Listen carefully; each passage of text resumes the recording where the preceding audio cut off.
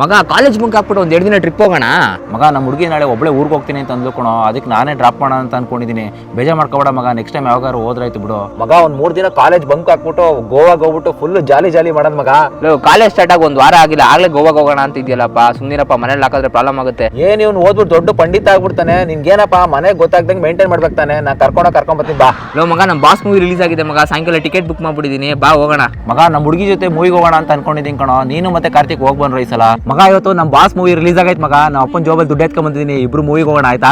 ಮೂವಿಗ ಸರಿ ಮಗ, ಹೋಗೋಣ. ಮಗ ಇವತ್ತು ಕಾಲೇಜಲ್ಲಿ ಏನಾಯ್ತು ಅಂತ ಕೇಳಿದ್ರೆ ಬಿದ್ದು ನಗ್ತಿ ಹಾಕೋಣ ನೀನು.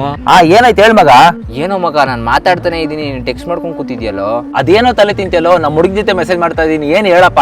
ಏನೋ ಮಗ, ಮುಂಚೆ ಇಲ್ಲ ನೀನೇ ನನ್ನ ಹತ್ರ ಎಲ್ಲ ಹಂಚ್ಕೊಳ್ತಾ ಇದ್ದೆ, ನೀನೇ ಮೇಲ್ ಬಿದ್ದು ಮಾತಾಡಿಸ್ತಾ ಇದ್ದೆ. ಈಗ ನಿನ್ ಗರ್ಲ್ ಫ್ರೆಂಡ್ ಬಂದ ತಕ್ಷಣ ಕಂಪ್ಲೀಟ್ ಆಗಿ ಚೇಂಜ್ ಆಗ್ಬಿಟ್ಟಿದ್ಯಲ್ಲೋ. ಅಪ್ಪ ತಲೆ ತಿನ್ಬೇಡ, ಹೋಗಲ್ಲ, ನಾಳೆ ಕಾಲೇಜಲ್ಲಿ ಸಿಗ್ತಿಲ್ಲ.